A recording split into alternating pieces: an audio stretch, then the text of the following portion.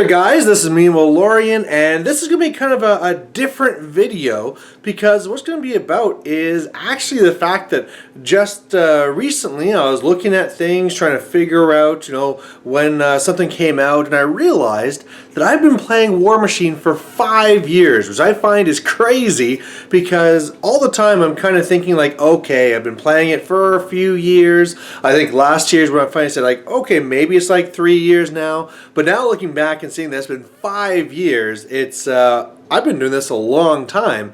When I look back at like how I used to be doing fantasy, it's like, oh yeah, that wasn't that far ago.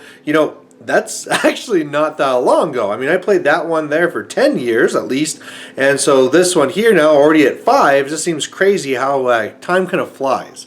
Well, what I thought I'd do with this is just kind of reflect on what got me into Warmachine, what I loved about it, and if I still feel that those things are here today.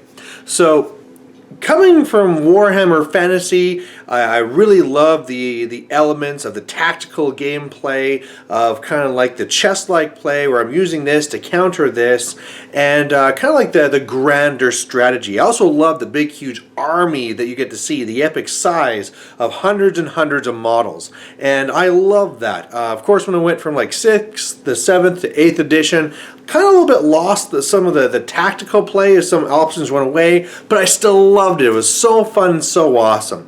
Now, the reason why I got to Warmachine was because really I wasn't finding any fantasy players to play against. People were doing Warmachine, so I thought, oh, I might as well give this a try, and I fell in love with it right away. And I think the two main reasons that really pulled me in is, one, just the dynamic of the game. So whereas with Warhammer Fantasy, it's these massive blocks that are kind of moving around, well, all of a sudden now, all the different pieces are all moving separately, and exact position is really key. I mean, positioning was important in Fantasy as well, trying to get off flank charges and stuff, but in Warmachine, wow, it's like all the slight nuances, this is just slightly here, this is there, is critically important. And as well, something I always like calling it is the micro interactions. Whereas with before, it's like, hey, these orcs get into these guys, boom, I beat you, I keep on going type thing.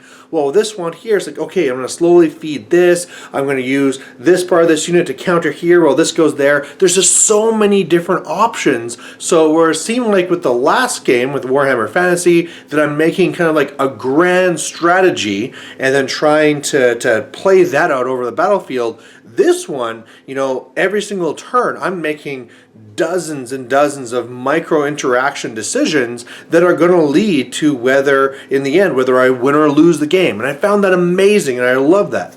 I also really love the fact that in this game here you had more of an objective. So going back to Warhammer Fantasy, it was really just go in there and kill the other guys. I mean, they had some other scenarios that they had, and interestingly enough, the ones that are actually different and interesting, people didn't like for some reason. I mean, one where there's a tower in the center, and you have to go and capture that. Oh, that's garbage, that's garbage. Let's just go and kill the other guys. And so it really didn't matter too much, right? You're just trying to make your stuff, being able to go and kill their stuff.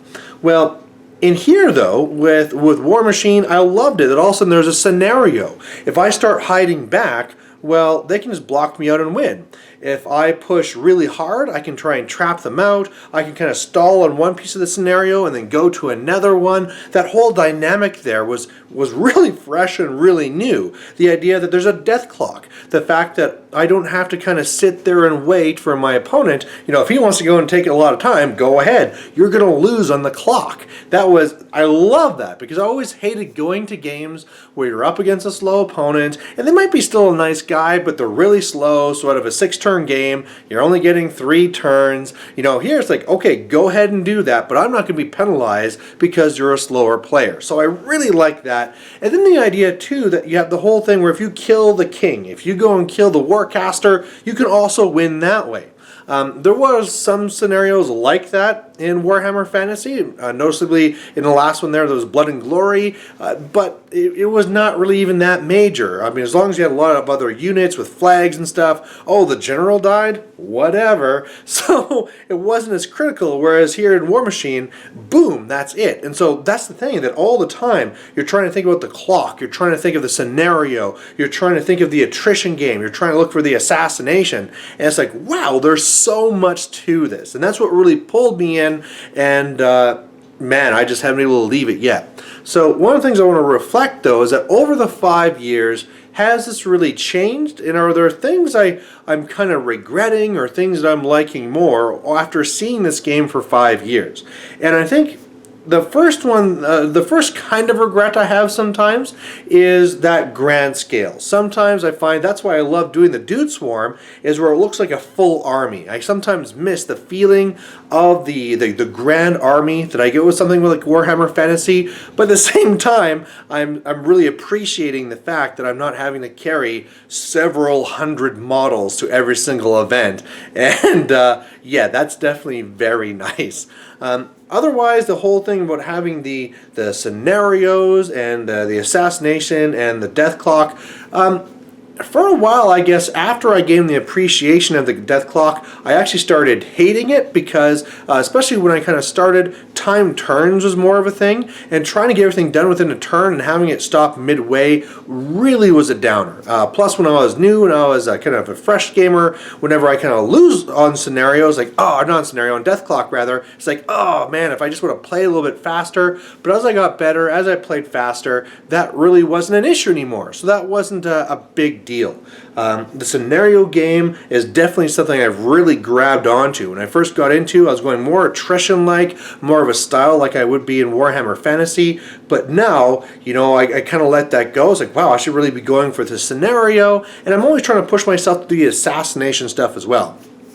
Now, I'd say that the assassination part is actually something that really kind of holds me back sometimes, because when you're up against a really, really killy thing like Lilith 2 or Raven Tier or Butcher 3, it's like, how do you avoid this? If you don't have the specific tools to keep your caster alive, game's done. That's it. And if it's kill box and you're forced to bring your caster up, a lot of times you're very limited there. So I find sometimes those situations to be a little bit more frustrating in this game, but as long as you plan for those, you can mitigate them. I kind of wish that the whole kill box thing wasn't either like on or off. Maybe there's some way to ease it and mitigate it so it's like always on but not always that strong. Like maybe, okay, you lose one control point if you're out, and that's just all the time. You know, that's something then like, okay, your caster can't be hiding forever, but if you're up against one of these super assassination guys, you're not hosed if you just kill box yourself once.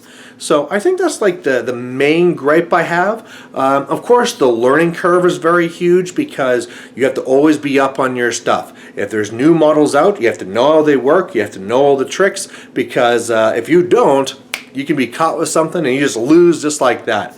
But because I did let Warhammer Fantasy go away, I was able to dedicate just to this and to Warmachine, and I've been able to stay on top of it.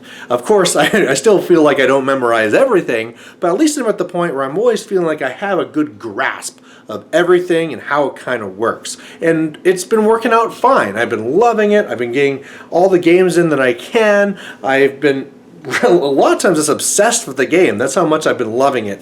I really wish I could be getting, again, some of my older friends to come and do this, but I know some other ones went to 9th Age or to Kings of War or Malifaux or something else. But man, you know, sometimes I just sit back and wonder, like, how could they not want to play this game, because I love it so much. So there you go. There's me kind of looking back at it over, you know, like 5 years of playing. Some people keep on saying like, oh, it's getting completely skewed, it's going way off. I don't see that whatsoever. If anything, I feel like Privateer Press is doing a better job now learning how to correct for things than they did before. You know, like when Butcher 3 first came out, when Bradigus first came out, those like, holy crow. Of course, going further back when Haley 2 came out or Denny 2 things came out, now they're a lot better, and I feel like they've kind of really learned, and especially now that they're actually doing the erratas to correct for these things. I'm just loving it, and I can't really see any real problems with it at all, except for sometimes things like that kill box and stuff like that. So there you go, guys. Thanks for watching this. Hopefully I'll be playing this for another 5 years, and please, down below, let me know how much or how long you've been playing, and what's your favorite thing about the hobby, or what bugs you about Warmachine. So there you go, guys. Thanks for watching, and we'll catch you later. Bye.